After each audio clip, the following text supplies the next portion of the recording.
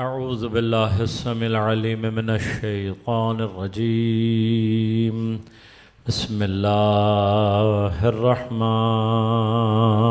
الرحیم الحمد للہ الذی ہدانا لہذا وما كنا لنہتدی لولا ان هدانا اللہ لقد جاءت رسل ربنا بالحق الصلاة والسلام على رسول المسدد المصطفى الأمجد المحمود الأحمد أبي القاسم محمد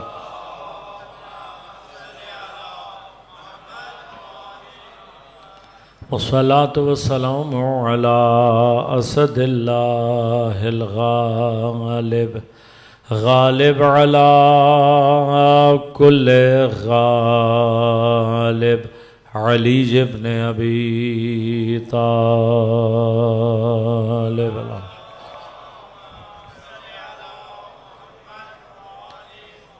والصلاة والسلام على سیدۃ المعصومۃ المظلومۃ الطاہرۃ البتول بضعۃ الرسول فاطمة الزہراء سیدۃ نساء العالمین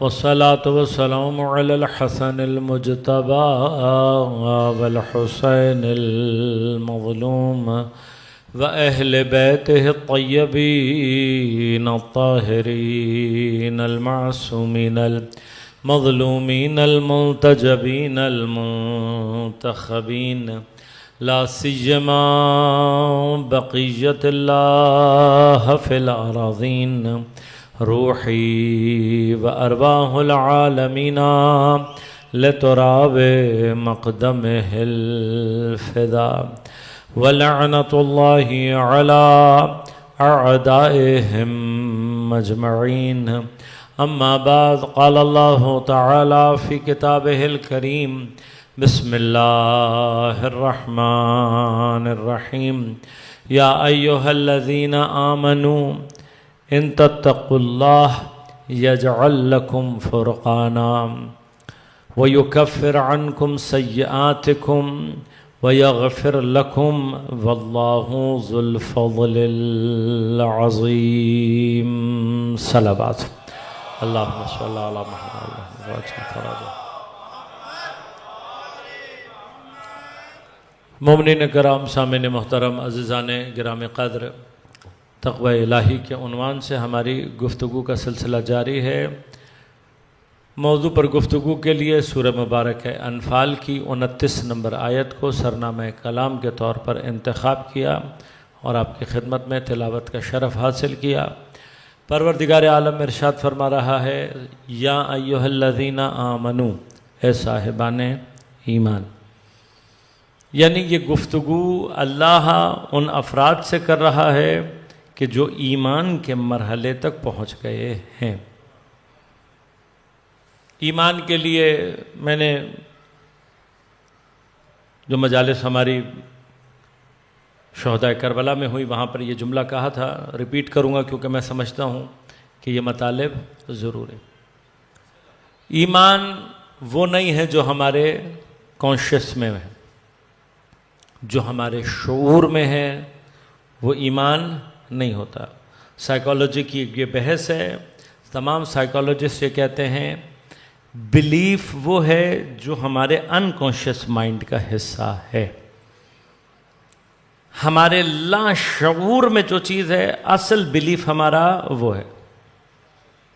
لہذا کانشیسلی شعوری اعتبار سے ہو سکتا ہے کہ ہم مسلمان ہوں، شعوری اعتبار سے ہو سکتا ہے کہ ہم مومن ہوں، لیکن لاشعوری طور پر مسلمان ہیں یا نہیں، لاشعوری اعتبار سے ہم مؤمن ہیں یا نہیں، یہ ہماری زبان نہیں بتائے گی، یہ ہمارا عمل بتائے گا کہ ہم مسلمان ہیں یا نہیں۔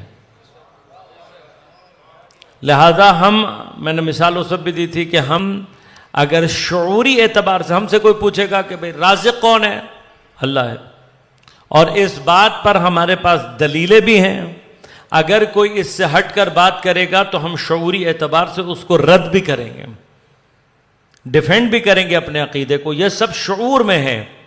لیکن لاشعوری طور پر میں اللہ کو رازق مانتا ہوں یا نہیں، یہ اس وقت پتہ لگے گا جب آسان حرام مجھ تک پہنچ رہا ہوگا، حلال مجھے مشکل دکھائی دے رہا ہوگا، ضرورتیں میرے دروازے پر کھڑی ہوں گی، تب پتہ لگے گا کہ میں شعوری طور پر اللہ کی رزاقیت کے اوپر ایمان رکھتا ہوں یا نہیں۔ اگر میں نے یہ سمجھ لیا کہ یہ رشوت، اگر میں نے سمجھ لیا کہ یہ 2 نمبری، اگر میں نے سمجھ لیا کہ یہ حرام ہے جو مجھے رزق پہنچائے گا، یعنی اگر میں نے یہ رشوت نہ لی، اگر میں نے اس حرام طریقے سے نہیں کمایا تو میں تو کما نہیں سکتا، میرے تو بچے بھوکے مر جائیں گے، میں بھوکا مر جاؤں گا، تو اس کا عین معنی کیا ہے کہ اگر میں حرام لے رہا ہوں اور حرام کو ترک نہیں کر رہا، حلال کا منتظر نہیں ہوں، اس کا معنی یہ ہے کہ لاشعوری طور پر میں اس حرام کو اپنا رازق سمجھتا ہوں، اللہ کو نہیں سمجھتا۔ یہ بہت واضح سا مسئلہ ہے۔ لہذا اصل ایمان کون بتائے گا؟ اصل ایمان ہمارا شعوری منزل، شعوری اعتبار سے نہیں، لا شعوری، لا شعور بتا رہا ہے کہ میں مومن ہوں یا نہیں۔ اب یہ تمام جگہ پر اللہ میرے نفع اور نقصان کا مالک ہے، یہ شعوری اعتبار سے ایمان ہے۔ لا شعور میں اللہ کو اپنے نفع اور نقصان کا مالک سمجھتا ہوں یا نہیں، یہ میدان عمل میں پتہ لگے گا۔ ہر جگہ پر جتنے بھی ہر ہمارا ایمانی ادعا، جس چیز کے بھی ہم ایمان کا ادعا کریں گے، اپنی زبان سے کہیں گے میں اللہ کی رزاقیت پر ایمان لایا ہوں، اللہ ہمیں آزما کر دیکھے گا۔ ہم کہیں گے میں اللہ کو اپنا نفع و نقصان کا مالک سمجھتا ہوں، پروردگار ہمیں آزما کر دیکھے گا۔ ہر وہ چیز جس کا ہم اللہ کے بارے میں ایمان کا دعویٰ کریں گے، اللہ اس کو آزمائے گا۔ اب یاد رکھیے گا کہ بنیادی طور پر ایمان کی وادی ظاہری نقصان کی وادی ہے، یعنی حقیقی نقصان نہیں ہے، ظاہری نقصان ہے۔ یہ ظاہری نقصان کا سودا اللہ سے کرنا ہوتا ہے، یعنی کیا؟ مجھے ظاہر میں نظر آ رہا ہے کہ اگر میں حرام نہیں لوں گا، اگر میں یہ رشوت نہیں لوں گا، بعض لوگ اس طرح کا بہانہ کرتے ہیں، وہ کہتے ہیں مولانا ہم نہیں لیں گے کوئی اور لے لے گا۔ یہ جواز ہے؟ یہ جواز نہیں ہے۔ آپ کبھی مقاتل کو پڑھیں، یہ مقاتل میں اہل بیت اطہار کی طرف سے جو بعض روایات یا بعض واقعات بیان ہوئے ہیں، ان میں سے ایک مقام یہ بیان ہوا ہے، اگر میں اشتباہ نہیں کر رہا تو یا جناب زینب یا جناب ام کلثوم، یعنی کسی بی بی سے یہ واقعہ رقم ہے کہ ایک شخص امام حسین کی بیٹی کے پاؤں سے پازیب یا اس کا کوئی زیور اتار رہا ہے اور رو بھی رہا ہے۔ بی بی نے کہا کہ تو پازیب اتار رہا ہے، رو کیوں رہا ہے؟ کہا مجھے پتا ہے کہ جو عمل میں کرنے جا رہا ہوں اللہ کے نزدیک اس کی کوئی بخشش نہیں ہے۔ پیغمبر کی بیٹی کو لوٹ لینا، پیغمبر کے گھرانے کو لوٹ لینا، اس سے بڑا جرم کوئی نہیں ہے۔ تو بی بی نے کہا جب تجھے پتا ہے کہ تو اتنا بڑا جرم کرنے جا رہا ہے تو کر کیوں رہا ہے؟ کہا میں نہیں لوٹوں گا، کوئی اور لوٹ لے گا۔ یہ جواز ہے؟ یہ جواز نہیں۔ دوسرا لیتا ہے، لے، آپ کا کیا مسئلہ ہے؟ ہم نے اپنے عمل کا جواب دینا، کسی اور کے عمل کا جواب نہیں دینا۔ یہ کہیں پر بھی ایکسکیوز نہیں ہے کہ جی میں نہیں لوں گا، پورا بازار یہ کر رہا ہے، کرتا رہے پورا بازار۔ مولانا صاحب اگر ہم یہ نہیں کریں گے، مولانا صاحب اگر ہم یوں نہیں کریں گے، یہ بنیادی طور پر کیا ہے؟ میں انشاءاللہ بھی اس کی طرف آؤں گا۔ لہذا قرآن کیا کہتا ہے؟ الشیطان یعدکم الفقر، یہ شیطان ہے جو تمہیں فقر کا وعدہ دیتا ہے۔ شیطان کا کام کیا ہے؟ ہمیں فقر سے ڈرانا۔ یہ شیطان کا کام ہے کہ وہ ہمیں ڈرائے گا اس بات سے کہ اگر تم نے یہ کام نہیں کیا تو تم بھوکے مر جاؤ گے۔ جب رازق خدا ہے، لہذا تقوی کے آثار میں اگر وہاں تک گفتگو پہنچی تو آپ کی خدمت میں عرض کروں گا. خدا وعدہ دے رہا ہے یہاں پہ وَمَن يَتَّقِ اللَّهَ يَجْعَلْ لَهُ مَخْرَجًا وَيَرْزُقْهُ مِنْ حَيْثُ لَا يَحْتَسِبْ. جو کوئی بھی اللہ کا تقوی اختیار کرے گا اس کے لیے ایگزٹ بنانا اللہ کا کام ہے. تم جو یہ سمجھ رہے ہو کہ مجھے اس مشکل سے نجات نہیں ملے گی، میری یہ مشکل حل نہیں ہوگی، یہ شیطان کی فکر ہے جو تمہیں لے کر جا رہی ہے. خدا کا کام ہے تم جب خدا کے کہنے پر حرام کو ترک کرو گے تو خدا کی ذمہ داری ہے کہ تمہارے لیے ایگزٹ بنائے، اور پھر جب تم حرام کو ترک کرو گے تو خدا کی ذمہ داری ہے کہ وَيَرْزُقُهُ مِنْ حَيْثُ لَا يَحْتَسِبْ، وہ تمہیں وہاں سے رزق دے گا جس کا تم نے گمان بھی نہیں کیا ہوگا. بھئی آیت کہہ رہی ہے تمہیں اس کا گمان بھی نہیں ہوگا. یعنی کیا مطلب ہے؟ اگر آپ کو سلوشن سمجھ میں نہیں آ رہا، اگر آپ کو سمجھ میں نہیں آ رہا کہ اگر میں نے یہ نہیں لیا تو مجھے کہاں سے ملے گا، تو اللہ کہہ ہی یہ رہا ہے کہ تمہیں نہیں پتا کہ میں تمہیں کہاں سے دینے والا ہوں. اللہم صلی علی محمد وعجل فرجہ. خدا کہہ رہا ہے میں تمہیں وہاں سے دوں گا من حیث لا یحتسب. اس لا یحتسب کا معنی کیا ہے؟ خدا جانتا ہے کہ تمہاری فکر وہاں تک نہیں پہنچ سکتی جہاں سے میں تمہیں دوں گا، لیکن خدا کا حق ہے کہ جب میں نے اس ایمان کا دعویٰ کیا ہے کہ میں اللہ کو اپنا رازق سمجھتا ہوں، اس کا حق ہے کہ وہ یہ ایک مرتبہ آزما کر دیکھے کہ تم حرام کو چھوڑنے والے ہو یا نہیں. لہذا وہ تھوڑی سی سختی سے ضرور گزارے گا. کہاں تک؟ وہاں تک اس کا وعدہ ہے. کیوں؟ اس لیے کہ خود تقوی کے لیے فرمایا کتنا تقوی اختیار کرو، من استطاعتم، اتنا تقوی اختیار کرو جتنی تمہاری استطاعت ہے. بس اسی لیے لا یکلف اللہ نفسا الا وسعها، اللہ بھی وہاں تک آزمائے گا جہاں تک اس نے وسعت دی ہے. لہذا 4 آیتوں کو آپس میں اکٹھا کر لیں، خدا کا مزاج آپ کو خود بخود سمجھ میں آ جائے گا. کہاں تک امتحان لے گا؟ بعض لوگ ہوتے ہیں، بعض مشکلات ان کے لیے ہوتی ہیں، سخت ہوتی ہیں مشکلات. اس کے بعد وہ دعا کیا کر رہے ہوتے ہیں؟ وہ کہتے ہیں کہ مولانا صاحب دعا کریں ہماری مشکل ختم ہو جائے. حضرت امیر کہہ رہے ہیں میری کیا حیثیت ہے؟ فرمایا یہ دعا مت کیا کرو کہ پروردگار مجھے آزمائش میں مت ڈال، پروردگار میرے آزمائش کو ختم کر دے. کیوں؟ تم خدا کو سجیشن دینے والے نہیں ہو. اگر خدا نے تمہیں مبتلا کیا ہوا اس کا مطلب یا تمہارے لیے کوئی خیر ایسی اس نے سوچی ہوئی ہے. تمہاری تو لا یحتسب، تم تو سوچ ہی نہیں سکتے کہ وہ خیر کہاں سے اور کب تمہارے پاس پہنچنے والی ہے. لیکن اس وقت میں جب تمہارا صبر کا دامن چھوٹ رہا ہو، یہ دعا مت کرو کہ خدا مجھے اس آزمائش میں مت ڈال. خدا کو ہم بتانے والے کون ہیں کہ خدا مجھے فلاں آزمائش میں نہ ڈال، خدا مجھے فلاں آزمائش میں نہ ڈال. لہذا ایک عجیب و غریب روایت میری جو نظر سے گزری واقعاً، آیت اللہ دستغیب شیرازی شہید، انہوں نے اپنی کتاب میں لکھا، فرمایا کہ جب پیغمبر اکرم صلی اللہ علیہ وآلہ وسلم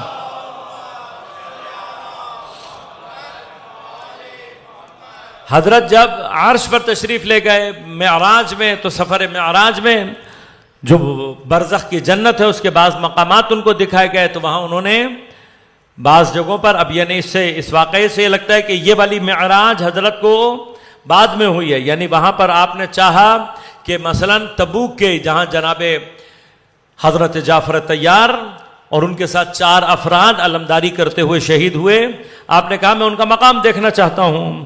تو ان کو مقام دکھایا گیا، ایک مرصع تخت ہے اس کے اوپر بیٹھے ہوئے ہیں. فرمایا ان میں سے کسی ایک شہید کی گردن میں تھوڑی سی کجی. اب یہ اشارہ ہوتا ہے اس بات کا کہ مقام کے اعتبار سے باقیوں میں اور اس میں فرق ہے. یہ تمثیل ہے اس اعتبار سے کہ باقیوں کے مقابلے میں جس کی گردن کی کجی کی بات کی جا رہی ہے اس کے مقام میں اور باقیوں کے فرق ہے. یہ وہ معنی نہیں ہے جو ہمارے اور آپ کی سمجھ میں آئے. لہٰذا اس کو ذہنوں میں مجسم کرنے کی ضرورت نہیں ہے، بس اتنا سمجھیں کہ مقام اور مرتبے کے اعتبار سے کوئی کمی. فرمایا کہ یہ ان کے ساتھ یہ کیوں ہے؟ تو جواب کیا دیا گیا؟ کہا کہ یہ مقام میں وہی ایک ہی جنگ ہے، ایک ہی کام کرتے ہوئے ایک ہی طریقے سے شہید ہوئے ہیں. کل لیکن ان کے دل میں یہ خواہش پیدا ہو گئی تھی کہ پروردگار میری شہادت کے بعد میرے جنازے کی بے حرمتی نہ ہو. اب اتنی سی یہ خواہش رکھنا خدا کے سامنے، اب غور کیجئے گا، ایک خواہش یہ ہے، ادھر بہت سارے شہداء، میں واقعاً حیران ہوتا ہوں کہ ایران کے بعد شہداء نے وہ دروازے ہمارے لیے کھولے ہیں عرفان اور معرفت کے کہ جو شاید ایک طولانی مدت تک ہمارے لیے واہ نہیں ہوتے، ہم نہیں سمجھ پاتے۔ ان میں سے ایک مقام کیا ہے؟ شہید آبینی وہ فرماتے ہیں کہ دنیا یہ سمجھتی ہے کہ ہر سب کچھ خوش نامی اور شہرت میں ہے، کہ خدا کی قسم سب کچھ گمنامی میں ہے۔ ہم یہ سمجھتے ہیں میرا نام نہیں ہوگا، میں اس مقام پر نہیں ہوں، میرے لیے شہرت کا وہ مرتبہ اور مقام نہیں ہے۔ فرمایا دنیا یہ سمجھتی ہے کہ شہرت کے اندر ہے، دنیا یہ سمجھتی ہے کہ خوشنامی میں ہے، کہ جو کچھ بھی ہے وہ کیا ہے؟ گمنامی میں۔ یعنی ملک اور ملکوت کا ریلیشن شپ کیا ہے؟ ملک اور ملکوت کا ریلیشن شپ یہ عالم ملک میں جو جتنا گمنام رہتا ہے ملکوت میں اتنا خوشنام ہو جاتا ہے۔ یہ کی ہے یہ کہاں سے ملی ہمیں؟ شہداء سے۔ لہذا تذکرہ کرنا چاہوں گا شہید ابراہیم ہادی واقعاً شہداء میں ایک عجیب کردار ہے کہ جس کے آثار اب ظہور پیدا ہونا شروع ہوئے ہیں، تو اب دنیا میں غوغا مچ گیا ہے اس شہید کے۔ اس سے یہ شہید پہلوان تھا، یعنی کشتی جو ایران میں ان کی سنتی ریسلنگ لڑی جاتی ہے اس کا نیشنل لیول چیمپئن تھا۔ تو اب آپ سوچیں کہ کتنا کثرتی بدن، کتنا طاقتور جوان ہوگا۔ عجیب شخصیت تھی اس کی کشتی کے فائنل میں اس کے واقعات لکھے اس کے بعد لوگوں نے، کہ کشتی میں جب یہ گیا ہے تو جو اپوننٹ تھا وہ اس سے نسبتاً ضعیف تھا، کہ ہمیں اس کے بھائیوں نے لکھا بعد میں، کہ ہمیں یقین تھا کہ ابراہیم جیت جائے گا، اور شروع کی کشتی میں وہ غالب بھی تھا، لیکن بالکل آخری مرحلے پر آ کر ابراہیم ایسے ہارا کہ ہمیں سب کو پتہ لگ گیا کہ یہ جان بوجھ کر ہارا ہے۔ کہا کہ اب جب میچ ختم ہو گیا ہم گئے تو ہم نے اس سے لڑائی شروع کی۔ ہم نے کہا ابراہیم یہ کیا کیا تم نے؟ ہمیں معلوم ہے تم جان بوجھ کے آ رہے ہو۔ کہ پہلے تو وہ ایوائڈ کرتا رہا، لیکن جب ہم نے بہت زیادہ ضد کی اور بہت زیادہ اس کو مجبور کیا تو کہنے لگا، وہ جو اپوننٹ تھا نا اس نے کشتی کرتے ہوئے میرے کان میں یہ کہا کہ اس آڈینس میں میری ماں اور میری منگیتر بیٹھی ہوئی ہے۔ کہا لیکن تم نے اپنا ٹائٹل کھو دیا۔ کہا تمہیں نہیں پتا میں کیا جیت کر آ رہا ہوں، تمہیں نہیں پتا میں کیا جیت کر آ رہا ہوں۔ تو اس شہید کے لیے فرمایا کہ اس کا عادت اس کی کیا تھی کہ جو شہداء شہید ہو جاتے تھے میدان میں اور ان کے جنازے رہ جاتے تھے، واپس نہیں آ پاتے تھے، تو چونکہ کثرتی بدن کا مالک تھا، یہ کیا کرتا تھا؟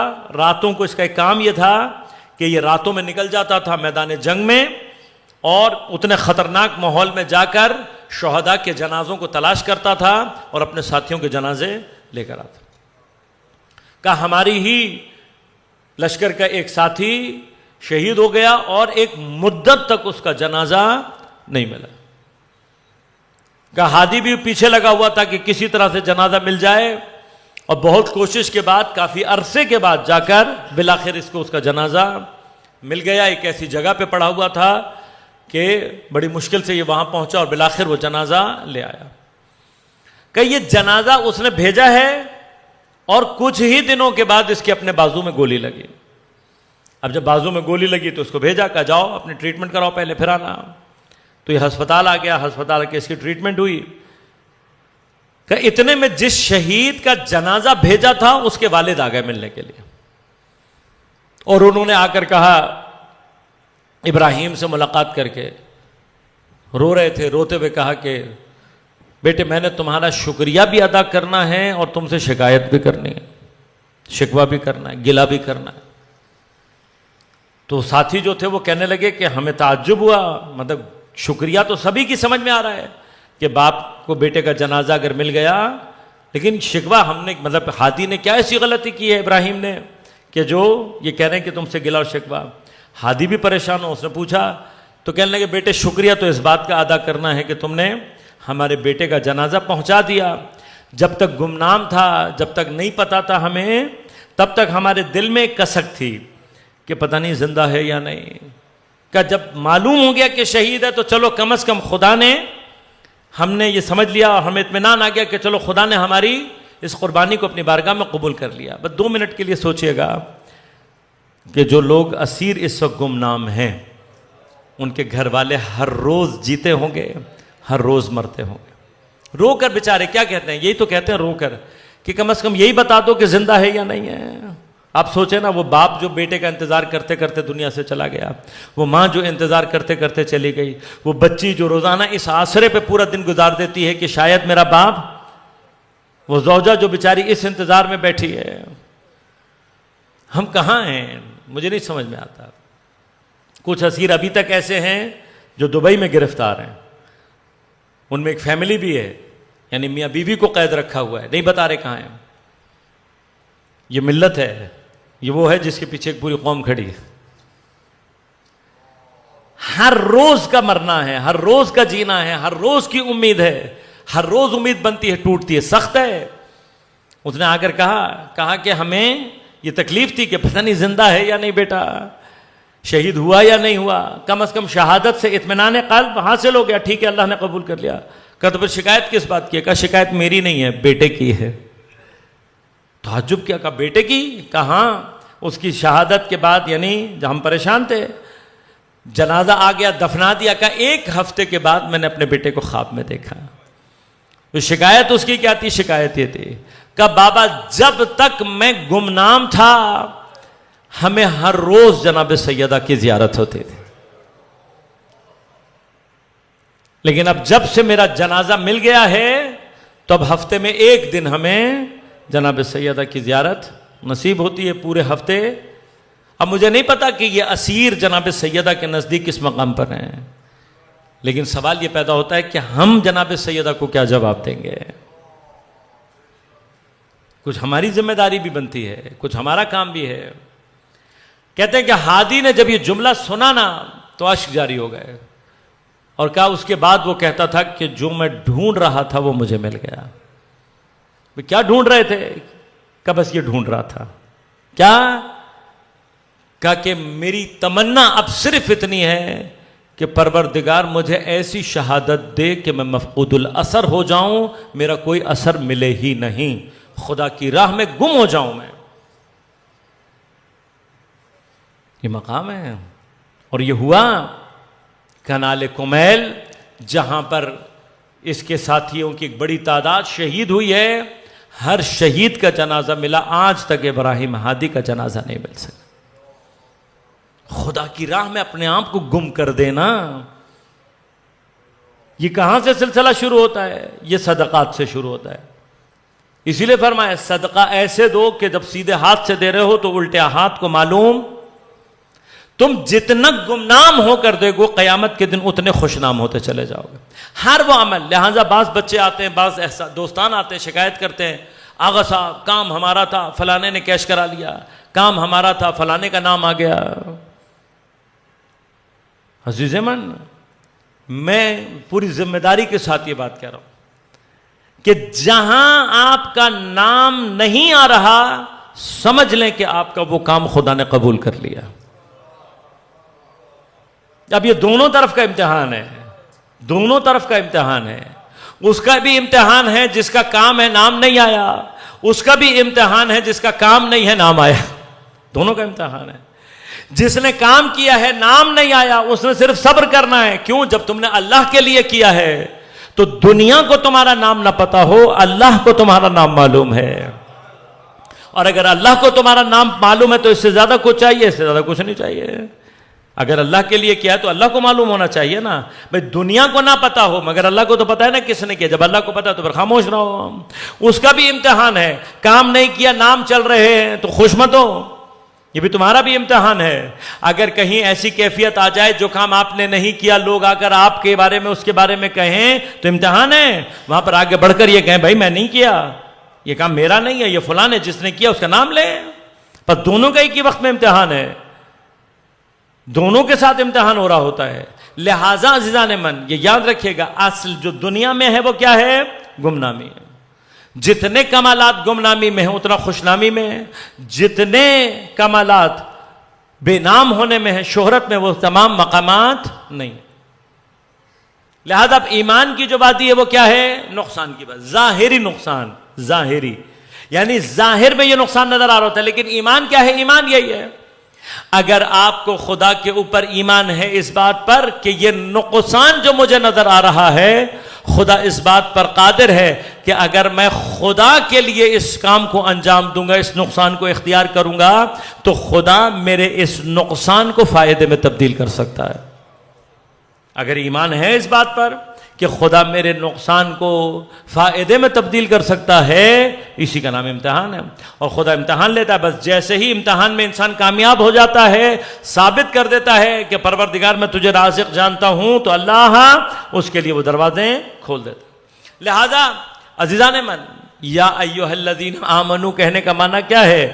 اس کا معنی یہ ہے کہ یہ امتحانات ایمان کے اعتبار سے بعض مقامات کو گزار چکے ہیں۔ اب اس کے بعد اللہ کیا کہہ رہا ہے؟ ایمان کے یہ مراحل گزارنے کے بعد بھی ان تتقوا اللہ، اگر تم اللہ کا تقوی اختیار کرو گے، یجعل لکم فرقانا، اللہ تمہارے لیے فرقان قرار دے گا، ویکفر عنکم سیئاتکم، تمہارے جو سیئات اور گناہ ہیں ان کو بھلا دے گا، ختم کر دے گا، ویغفر لکم، اور تمہاری مغفرت کرے گا، واللہ ذو الفضل العظیم، اللہ عظیم فضل کا صاحب ہے۔ مقام کیا ہے عزیزان من؟ کل آپ کی خدمت میں عرض کیا، وقا یعنی بچ کے رہنا۔ اس بچنے کے لیے ایک مرحلے میں خوف درکار ہے اور اگلے مرحلے میں خشیت، لیکن ابتدائی مرحلے میں عذاب الہی کا خوف اگر صحیح معنی میں قلب انسان میں وارد ہو جائے تو پھر انسان کے اندر گناہوں کی نسبت یہ کیفیت پیدا ہوتی ہے۔ لیکن یہ بچنے کی جو کیفیت ہے، شہید مطہری کی جو مثال ہے کہ بیماری سے انہوں نے مثال دی، ایک مرتبہ آپ اپنے آپ کو اس بیماری سے بچا رہے ہیں، کیا کر کے؟ اپنے آپ کو بیماری سے دور لے جا کے۔ میں نے عرض کیا تھا پہلے دن کہ آپ بیماری سے اپنے آپ کو دور تو لے کے جا رہے ہیں، جیسے کرونا میں ہوا کہ بعض لوگ اپنے آپ کو دور لے گئے، جہاں گئے وہیں کرونا۔ تو شیطان کا جو وائرس ہے وہ اس سے زیادہ خطرناک ہے۔ آپ جتنے تنہائی میں جائیں گے اتنے ہی شیطان کا وہاں پر ورود زیادہ۔ لہذا قوا انفسکم واہلیکم نارا، اپنے آپ اور اپنے گھر والوں کو آگ سے بچاؤ۔ تو یہ گھر والوں کو جو آگ سے بچانے کا مرحلہ ہے، یہ خاص طور پر نوجوانوں کے لیے ہے۔ یہ جو غرب نے ہمارے اور آپ کے ذہنوں میں ایک بات ڈال دی ہے کہ جی بچوں کی بھی پرائیویسی، بچوں کی شریعت میں کوئی پرائیویسی نہیں۔ پرائیویسی اس وقت شروع ہوگی جب شادی کر لے گا، جب تک شادی شدہ نہیں ہے تب تک کوئی پرائیویسی شریعت میں نہیں ہے۔ یہ پرائیویسی کے نام پر اس کو تنہائی دینے کا مطلب اپنے ہی بچے کو اٹھا کر شیطان کی آغوش میں بیٹھا دینا۔ شریعت نے جو کہا ایک خاص عمر کے بعد بستر الگ کر دو، کمرے بھی الگ کر سکتے ہیں، مسئلہ نہیں ہے، لیکن یہ سنگل کمرے دینا یعنی اپنے بچوں کو خود کہاں بیٹھا دینا؟ شیطان کی آغوش۔ اگر بچہ واقعاً کمپیوٹر سے ریلیٹڈ کسی فیلڈ میں، واقعاً اس فیلڈ میں کام کر رہا ہے، تو جو بھی اس کا لیپ ٹاپ یا کمپیوٹر ہے اس کو کمرے میں دینے کی ضرورت نہیں ہے۔ کہاں دیں اس کو؟ چوک میں، گھر کے چوک میں لا کے رکھیں۔ چوک سے مراد کیا؟ وہ جگہ جہاں پہ ہر وقت کسی کا آنا جانا ہے، اور پھر اس کو رکھیں بھی ایسے کہ کمپیوٹر کا جو رخ ہے وہ یاد رکھیں۔ نوجوان اچھی طرح سے یہ سن لیں، نوجوان تمہارا ہر وہ کام جو تم کسی دوسرے کے سامنے نہیں کر سکتے یقینی طور پر حرام ہے۔ سمپل سی بات بتا رہا ہوں میں، آپ کا کوئی بھی ایسا کام ہے کہ جو آپ اپنے علاوہ کسی اور کو نہیں دکھا سکتے، 90% یا 99% امکان یہ ہے کہ وہ کام حرام ہی ہوگا۔ حلال کا کوئی کام ایسا نہیں ہے جو آپ دوسروں کو نہ دکھا سکیں، حلال کوئی کام ایسا نہیں ہے۔ تو اگر حلال کر رہے ہو تو یہ ٹینشن نہیں ہونی چاہیے کہ کون دیکھ رہا ہے، اور اگر ایسا کچھ کرنے جا رہے ہو تو پھر جو ٹینشن ہونی چاہیے۔ لہذا دین کیا کہتا ہے؟ دین کہتا ہے اپنے آپ کو نہیں، اپنے گھر والوں کو بھی بچاؤ۔ لہذا نہ اپنے لیے وہ فضا ایجاد کرو، نہ اپنے بچوں کے لیے وہ فضا ایجاد کر کے دو جو گناہ کی طرف لے جانے والی۔ اب ایک طریقہ کیا ہے؟ اپنے آپ کو گناہوں سے بچانے کے لیے اتنی دور لے جاؤ، تو اب آپ اتنے دور، جتنی دور جائیں گے جتنی خلوت ایجاد ہوگی اتنا ہی خود بخود شیطان آپ کے اوپر حاوی اور مسلط ہوگا۔ دوسری بات شہید نے کیا کہا؟ دوسرا طریقہ کیا ہے؟ دوسرا طریقہ جو کہ مرض کے مقابلے پر کیا ہے؟ اپنی امیونٹی کو مضبوط کرنا۔ اب یہ امیونٹی ایک مرتبہ ایسے ہوتی ہے، ایک مرتبہ ویکسینیشن کے تھرو ہوتی ہے۔ کیوں؟ آپ جانتے ہیں کہ انسان کا جو امیون سسٹم ہے پروردگار نے، میں ہمیشہ یہ کہتا ہوں کہ انسان اللہ تبارک و تعالی کا ہائپر انٹلیکچوئل ڈیزائن ہے. یہ اتنا انٹلیکچوئل ڈیزائن ہے کہ ابھی تک انسان اپنے ہی آپ کو نہیں سمجھ سکا کہ اللہ نے کیا کمالات رکھے ہیں. جو انسان ابھی تک اپنی ذات کو نہیں پہچان سکا وہ چلا ہے یہ باتیں کرنے کہ میں نے کائنات میں سے یہ ڈھونڈ لیا، میں نے سے کائنات میں سے وہ تلاش کر لیا. اور خاص طور پہ یہ اسٹرونومی والے، یہ مجھے واقعاً میں کسی کے لیے چیلنج نہیں کر رہا ہوں، نہ میری حیثیت ہے، لیکن دو ایک چھوٹے چھوٹے سے سوال کرتا ہوں میں ہمیشہ. وہ کہتے ہیں جی وہ اتنے پتہ نہیں لاکھوں نوری سال کا ستارہ اس میں یوں ہو گیا فلاں ہو گیا. تو مجھے کچھ باتیں نہیں سمجھ میں آتی، یہ مجھے سولو کر کے دیں. آپ نے اگر ٹیلیسکوپ سے دیکھ بھی لی چیز ہے، آپ کی اپنی آنکھیں جب بغیر کسی انسٹرومنٹ کے دیکھتی ہیں تو دھوکہ کھا جاتی ہیں. کامن ہے نا، کامن ہے. آپ ابھی گرمیاں ہیں، دن میں آپ سفر کریں، کہیں نکلیں باہر تو روڈ پر آپ کو دور پہ کیا نظر آئے گا؟ سراب، پانی نظر آئے گا. ہاں اتفاقاً آج آ رہا تھا دن میں حیدرآباد میں یوم حسین تھا سندھ یونیورسٹی میں، تو واپس آتے ہوئے جب سیراب آ رہا تھا تو میں نے تھوڑا سا نوٹس کیا، عجیب ہے، یعنی صرف سراب نظر نہیں آتا، اس سراب میں ساتھ والی گاڑیوں کا عکس بھی نظر آتا ہے. یعنی جیسے پانی کے اندر عکس نظر آتا ہے، اس طرح سے اگر اس کے اطراف میں کوئی چیز ہے تو اس کا عکس بھی اس کے، یعنی جیسے پانی میں عکس پڑتا ہے باقاعدہ اس طرح سے گاڑیوں کا عکس اس کے اندر دکھائی دے رہا تھا. اور میں بیٹھا ہوا یہ سوچ رہا تھا، میں کہ کچھ کلومیٹر پہ مجھے پانی نظر آ رہا ہے جبکہ ہے نہیں. اب وہ جو پتہ نہیں کتنے 100 نوری سال، پتہ نہیں 1000 نوری سال کے فاصلے پر چیز آ رہی ہے، ابھی تک ہم نے ایک نوری سال بھی، انسان نے ابھی تک ایک نوری سال بھی ایک نوری سال بھی انسان نے ابھی تک طے نہیں کیا ہے اس نے ابھی. اور ہزاروں نوری سال ان کی بات کر رہا ہے. کیا کر رہا ہے کہ وہاں سے ہمیں یہ نظر آ گیا. ابے تمہیں 4 کلومیٹر کے فاصلے پر پڑی ہوئی چیز نہیں پتہ لگتی کہ پانی ہے یا نہیں؟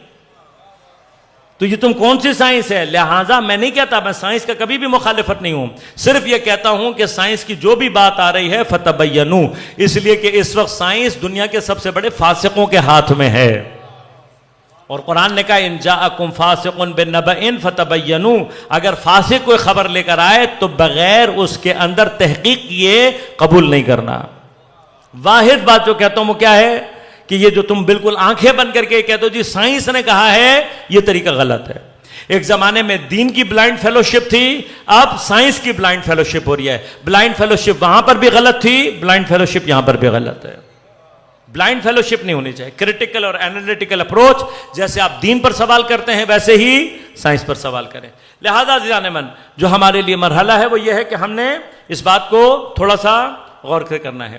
کیا کہ جو ہمارا امیون سسٹم ہے، اب اس کے اندر کمال کیا ہے، اگر کوئی بھی ضعیف جراثیم کسی بھی بیماری کا داخل ہو جائے تو اگر جراثیم نیا بھی ہو تو باڈی کیا کرتی ہے، آٹومیٹک ڈیفنس سسٹم کے تحت اس جراثیم کے خلاف اپنے آپ کو اپ گریڈ کرتی ہے اور اس کے خلاف ایک پورا ڈیفنس سسٹم بنا لیتی ہے.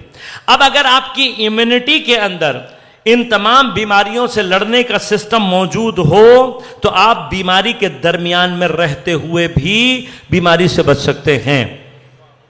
تو جیسے بدن کو ہم اپنی امیونٹی کے ذریعے سے بیماری کے ذریعے سے بنا سکتے ہیں، ایمان اور تربیت وہ دو عنصر ہیں کہ اگر یہ ہمارے بچوں کے اندر آ جائیں اور ہمارے اندر آ جائیں، یہ ہماری روح کی امیونٹی کو اتنا مضبوط بنا دیتے ہیں کہ معاشرہ جتنا مرضی گناہ آلود ہو جائے، انسان کی روح کی امیونٹی اس کو گناہ سے بچا کر رکھتی ہے. لیکن اس امیونٹی کو مضبوط کیا چیز بناتی ہے؟ ایک صحیح عقیدہ اور ایمان، اور دوسرا تربیت انسان کی. جب تک تربیت یافتہ نہ ہو انسان کبھی بھی اپنے آپ کو ان چیزوں سے روک نہیں سکتا. اب مرحلہ کیا ہے؟ یہ امیونٹی اتنی مضبوط ہونی چاہیے کہ انسان کے اندر ہر گناہ کے مقابلے پر ایک ایسی ریپلسو فورس موجود ہو کہ وہ گناہ کی طرف توجہ ہی نہ کرے. اب اگر انسان اپنے آپ کو صحیح معنی میں ترقی دے، اپنی صحیح تربیت حاصل کرے، عقائد اس کے صحیح ہوں، ایمان محکم ہو، تو تربیت انسان کو اس جگہ تک پہنچا سکتی ہے کہ حتیٰ انسان کے اندر فکر گناہ بھی باقی نہیں رہتی، یعنی پاکیزگی.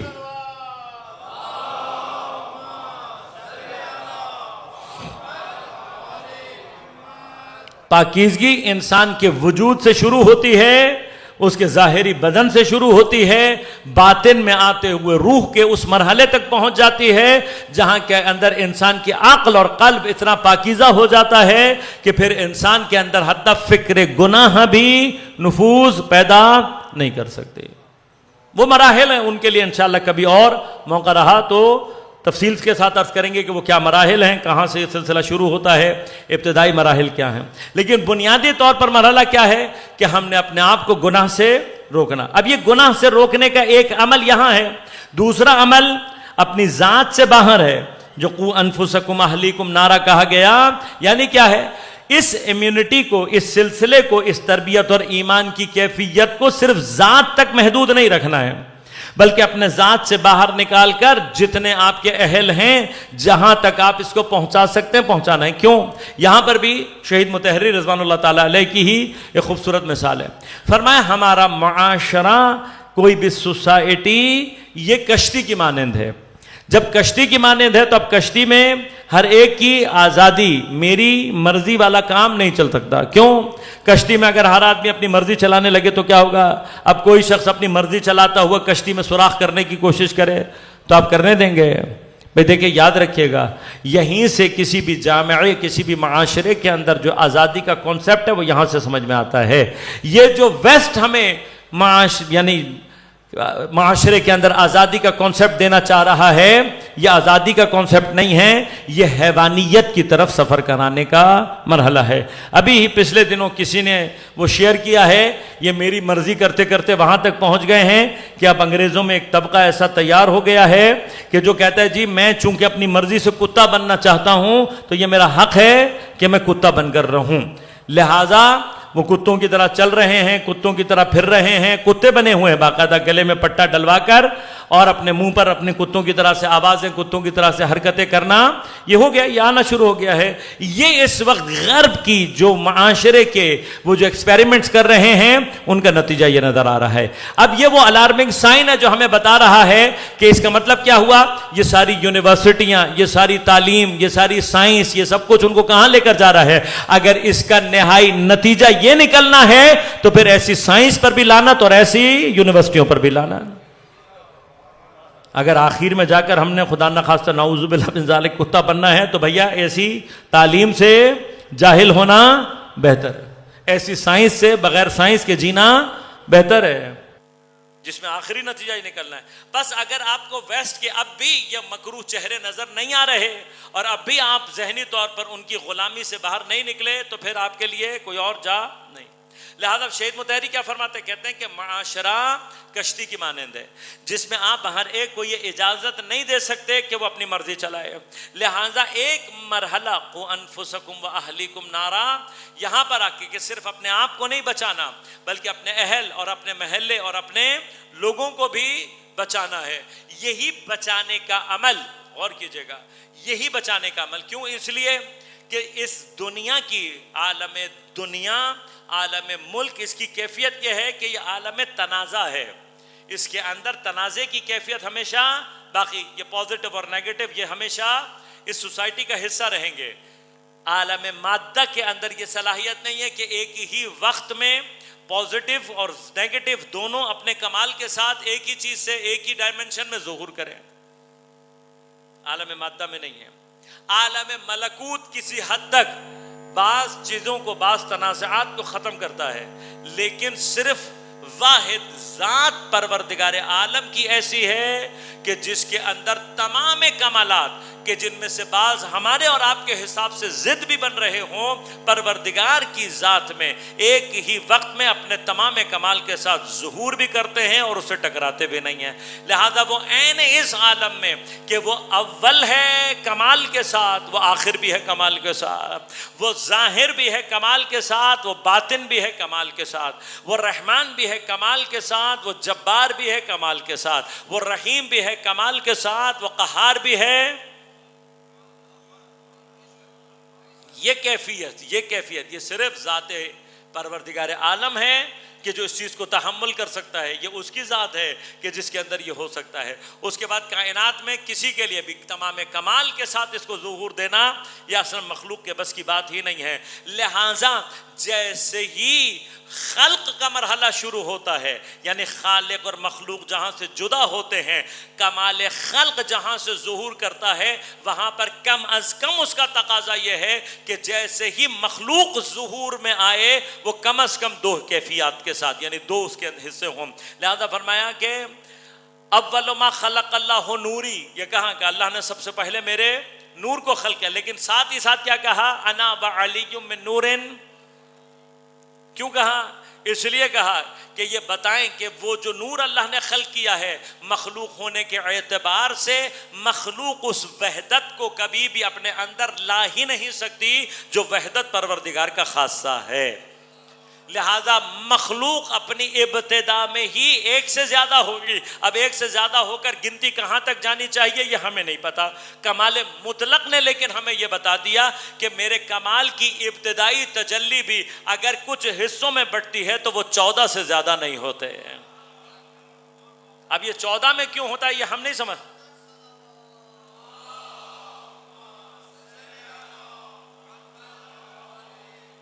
یہ 14 میں ہی کیوں منحصر ہے یہ ہمیں نہیں پتا ہے۔ اس کی علت ہو سکتا ہے آگے چل کے کبھی انسانی عقل اس قابل ہو جائے کہ اس کو سمجھ میں آئے، لیکن ہر بات کو ہمیں ضروری نہیں کہ ہمیں جب بتا دیا گیا تو ابھی ہمارے لیے اتنا ہی سمجھ لینا کافی ہے کہ خلق کے مرحلے پر آ کر جب یہ کمالات اپنے آپ کو ظہور دیتے ہیں تو کم از کم اس کے جو تجلیات ہیں وہ 14 کیفیات کے ساتھ ظہور کرتی ہیں۔ لہذا اب عزیزان من مرحلہ کیا ہے؟ مرحلہ یہ ہے کہ ہم نے اور آپ نے عالم مادہ چونکہ عالم تضاد ہے، اور اس عالم تضاد کا نتیجہ، درود پڑھیے گا ایک مرتبہ بلند آواز،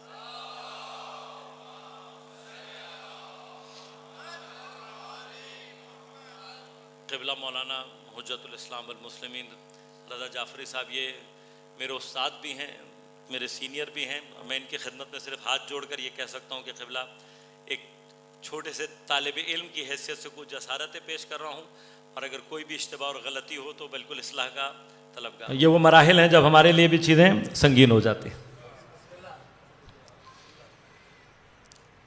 عالم تضاد ہے، اس تضاد کا حتمی نتیجہ کیا ہے؟ اگر کہیں ایمان اور تربیت نہیں ہوگی اس کا فقدان فساد فی الارض ایجاد کرتا ہے، مفسدین آتے ہیں۔ اب یہ مفسدین جب پیدا ہوتے ہیں تو ان کے مقابلے پر جو عمل درکار ہے وہ کیا ہے؟ وہ مصلحین کا ہے۔ بس یہاں سے جہاں معاشرے میں ایمان اور تربیت کے فقدان سے فساد ایجاد ہوگا تب مصلحین کا کردار سامنے آتا ہے۔ لہذا جہاں کہیں پر بھی اللہ نے ایمان کا تذکرہ کیا ساتھ عمل صالح کا تذکرہ کیا، یا عمل صالح کا تذکرہ کیا بتا رہا ہے کہ ایمان محض کسی بھی کام کا نہیں ہے جب تک کہ عمل صالح، اب یہ صالح ہے کیا؟ اصل صالح عمل ہے ہی فساد کے مقابلے پر۔ جہاں پر بھی اب یاد رکھیے گا یہ خیر و شر کی قوتوں کا ٹکراؤ، یہ حق و باطل کا ٹکراؤ، یہ پوزیٹو اور نیگیٹو کا ٹکراؤ، یہ اس دنیا کا ایک لازمی جز ہے، یہ لازمی کیفیت ہے۔ لیکن صرف جو چیز انجام دینی ہے وہ کیا ہے کہ مصلحین نے اپنا کردار ادا کرنا ہے۔ اگر مصلحین کا غلبہ ہو جائے تو فساد خود بخود ختم ہو جاتا ہے۔ لہذا یہ تنازع انویٹیبل ہے، انڈسپینسیبل ہے، یہ تنازع ہر صورت میں ہونا ہے۔ لیکن اس تنازع کی صورت میں مصلحین کو جو چیز ضعیف کرتی ہے وہ کیا چیز ہے؟ مفسدین کو جو چیز مضبوط کرتی ہے وہ کیا ہے؟ مفسد کے پاس جو واحد راستہ ہوتا ہے وہ کیا ہوتا ہے؟ وہ چیٹنگ ہوتی ہے، وہ دھوکہ ہوتا ہے، وہ غیر اخلاقی راستے ہوتے ہیں۔ مفسد اگر کہیں پر بھی طاقتور ہوگا کس راستے سے ہوگا؟ چیٹنگ کے راستے سے، دھوکے کے راستے پہ۔ اب جب یہ مفسد یہ عمل انجام دے رہا ہوتا ہے تو عین اس کے مقابلے پر مصلح کا کردار کیا ہے کہ وہ فساد کے مقابلے پہ کھڑے ہوں۔ مصلح کی کمزوری کیا ہے؟ مصلح کی سب سے بڑی کمزوری یہ ہے کہ وہ چیٹنگ کا راستہ اختیار نہیں کر سکتا۔ اختیار نہ کر سکنے کا مطلب یہاں پر سلب قدرت نہیں ہے۔ عصمت کی بحثوں میں نے 2 سال پہلے آپ کی خدمت میں اس سے پچھلے سال بحث کی تھی، وہاں میں نے آپ کو تفصیل سے بتایا تھا کہ ہم عصمت کی یہ تعریف نہیں کرتے کہ معصوم گناہ انجام دے نہیں سکتا۔ اصلاً مقام عصمت کا تقاضا یہ ہے کہ وہ گناہ انجام نہ دے۔ اب یہ ہم عام طور پر اپنی زندگیوں میں ملاحظہ کرتے ہیں، دو پہلوان آپس میں جنگ کر رہے ہیں، لڑ رہے ہیں، ریسلنگ کر رہے ہیں، ایک چیٹنگ کر رہا ہے، دوسرا یہ کیا وہ چیٹنگ پہ نہیں رکھتا قدرت، وہ بھی رکھتا ہے. اگر دونوں چیٹنگ کرنے لگے تو پھر دونوں میں کوئی فرق نہیں رہتا. یہ فرق کہاں سے ایجاد ہوتا ہے کہ جہاں اپنی کمزوری کو چھپانے کے لیے کوئی غلط راستہ اختیار کرے اور دوسرا کیا کرے، دوسرا اپنی طاقت کے بل بھروسے پہ نہیں، اس اخلاقی اقدار کو بچانے کے لیے، جبکہ اس کو واضح طور پر نظر آ رہا ہوتا ہے کہ اگر میں چیٹنگ نہیں کروں گا میں ہار جاؤں گا، تو اتنا اخلاق تو اس ریسلر کے اندر بھی موجود ہوتا ہے کہ جب ریسلر اپنے اس اخلاقی اقدار کی اہمیت کو سمجھتے ہوئے چیٹنگ پر قدرت رکھتے ہوئے چیٹنگ انجام نہ دے، کم از کم اس دائرے کے اندر وہ اپنی عصمت کا اظہار کر رہا ہوتا ہے. یہ چھوٹی سی عصمت کا دائرہ ہے لیکن اتنی عصمت ہے. اب اگر اسی کیفیت کو آپ اپنے کمال پر لے کر چلے جائیں تو معصوم خود بخود سمجھ میں آ جائے گا. معصوم یعنی قادر پر گناہ ہوتا ہے لیکن اس کے مقام کا تقاضا، اس کے علم کا تقاضا یہ ہوتا ہے کہ کسی بھی صورت میں گناہ کو انجام نہ دے. اب لیکن مرحلہ کیا ہے، مصلحین کی جو اصل کمزوری ہے وہ یہ نہیں ہے، بلکہ کہ اس کو کمزوری اس لیے کہا کیونکہ ظاہری طور پر شکست ہوگی. اب اس کی چیٹنگ کرنے اور اس کے چیٹنگ نہ کرنے کے درمیان میں مفسد کو کیا چیز طاقتور بنا رہی ہے، مصلح کو کیا چیز کمزور بنا رہی ہے، وہ ہے درمیان میں موجود اکثریت کی خاموشی. تھوڑی سی دیر کے لیے اس کو سمجھیں. اگر کسی ریسلنگ کے میچ میں ہی مثلا آپ تصور کر لیں، کبھی تصور کر لیں کہ جو چیٹنگ کر رہا ہے جب وہ چیٹنگ کرنے لگے اور جیتنے لگے تو پوری آڈینس کھڑی ہو جائے اور ریفری کو کہے نہیں ہم نے دیکھا ہے اس کو، ہم نے یہ چیٹنگ کر رہا ہے. اگر پوری عوام کھڑی ہو جائے اور مصلح کا ساتھ دینا شروع کر دے، ایماندار کا ساتھ دینا شروع کر دے، تو ریفری بھی کبھی جرأت نہیں کرے گا، نہیں کرے گا نا کبھی بھی جرأت. اب آپ غور کیجئے گا، اس کا مطلب کیا ہوا، مفسد کو جو چیز طاقتور بناتی ہے وہ درمیان کی اکثریت کی خاموشی ہے، مصلح کو جو چیز ضعیف بناتی ہے وہ اکثریت کی خاموشی ہے. لہذا اب یہ مت سمجھیے گا کہ میان حق و باطل، اس رزم حق و باطل، اس خیر و شر کی لڑائی میں اگر خاموش رہوں گا تو میں بچ جاؤں گا. نہیں، عین ممکن ہے کہ آپ کی خاموشی مفسد کی کمر کو مضبوط بنا رہی ہو، اور جہاں خاموشی مفسد کی کمر کو مضبوط بنا رہی ہو وہاں پر وہ خاموشی اتنا ہی بڑا ظلم ہے جتنا مفسد کا اپنا انجام دیا ہوا ظلم ہے. لہذا زیارت وارثہ کے الفاظ اللہم لعن قتلت اللہم لعن امتا قتلت کا وظلمت کا، پھر کیا کہا، وَسَمِعَتْ بِذَلِكَ وَرَضِيَتْ بِهِ، یہ لعنت اس پر بھی ہے جس نے قتل کیا، لعنت اس پر بھی ہے جس نے ظلم کیا، لعنت اس پر بھی ہے جو ایسا خاموش رہا کہ اپنی خاموشی سے اس نے ظالم کی رضایت کا اعلان کیا. اس ایک لعنت میں یہ تینوں کیوں برابر ہیں؟ اس لیے کہ ہر جگہ یہ بے حسی خاموشی، بے حس خاموشی اگر مفسد کو مضبوط بنا رہی ہے تو عین اس مرحلے پر مصلحین کو کمزور بنا رہی. لہذا عزیزان من، ہم سب کو یہ سوچنا ہے کہ کچھ ذمہ داریاں ہیں جو ہمارے سر پر ہیں، اور اگر ہم نے ادا نہیں کی تو خدا جانے ہم جناب سیدہ کو منہ دکھانے کے قابل بچیں گے یا نہیں. کیوں؟ اس لیے کہ اسی اصلاحی عمل کے لیے دیکھیے کربلا کا ایک چیپٹر بند ہوا ہے، ایک چیپٹر کھلا ہوا ہے. ظالم اور یزید کے خلاف بولنا ہے، یہ جناب سیدہ زینب سلام اللہ علیہا سے بہتر کون بتائے گا. کربلا میں جہاں شہادت کا چیپٹر کلوز ہوتا ہے وہیں سے بولنے کا چیپٹر شروع ہو جاتا ہے. تو بس اگر کوئی اپنے زمانے کے یزید کے مقابلے پر بول نہیں رہا، زمانے کے یزید سے مراد کیا ہے؟ آج کوئی ہے نا جو یزیدیت کے لیے نعرے لگا رہا ہے، تو آج اگر کوئی یزیدیت کے لیے نعرے لگا رہا ہو اور اس کے مقابلے پر حسینیت کا نعرہ لگانے والا کوئی موجود نہ ہو تو پھر یہ شکست ہے سید الشہداء کی. لہذا جن کو حسینی زندہ باد کے نعروں سے تکلیف ہو رہی ہے یہ اپنے زمانے میں ابا قبا کے اندر یزیدی لشکر کے ساتھی ہیں. اس لیے کہ واضح طور پر یہ کیا چاہ رہے ہیں؟ یہ چاہ رہے ہیں کہ یزید وقت کے سامنے حسینیت کا نعرہ نہ لگے. تو یہ تمہاری بھول ہے. جس نے بھی حسین کے فرش پر آ کر ایک مرتبہ بھی حسین کا رزق کھایا ہوا ہے اس کی روح میں حسین زندہ باد ہے. ہم زندہ باد، زندہ باد، مردہ باد، مردہ باد. मुर्दाबाद। अल्लाहुम्मा सल्ली अला मुहम्मद। अली की बेटी इसी हुसैन जिंदाबाद के लिए जिंदान शाम में खड़ी, दरबार शाम में खड़ी। 48 या 72 घंटे सिर्फ बाबो शाह पर खड़ी रही है ताकि दरबार की आराइश मुकम्मल हो जाए।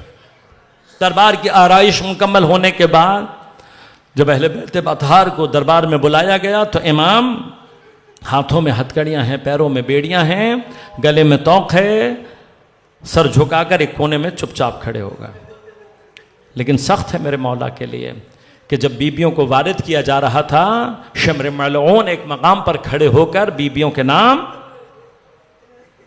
अब बीबियां क्या कर सकती हैं, एक दूसरे के पीछे अपने आप को छुपाकर अपने पर्दे को बचा रहे, और इसी कैफियत के साथ एक जगह हल्का बनाकर बीबियां इस तरीके से बैठ गईं कि एक दूसरे के साथ अपने आप को एक दूसरे के अंदर छुपा सके।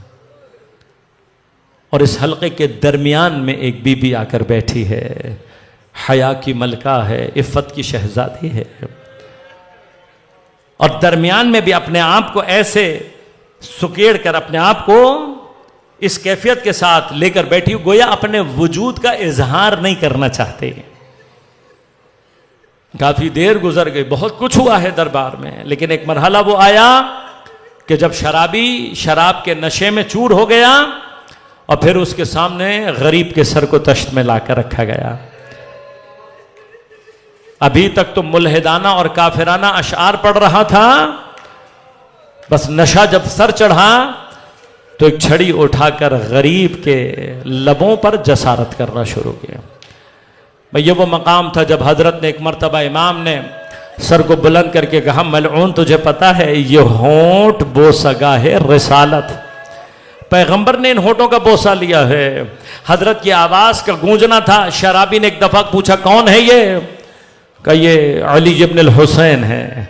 का मैंने तो कहा था कि इनके सारे मर्दों को कत्ल कर देना, इसको क्यों नहीं कत्ल किया? कहा यह बहुत बीमार था, हमने ये समझा था कि रास्ते की सऊबतों में और मुश्किलों में ही मर जाएगा, लेकिन ये जिंदा यहां तक आ गया। कहा अगर जिंदा यहां आ गया है तो यहीं दरबार में इसको कत्ल कर दो।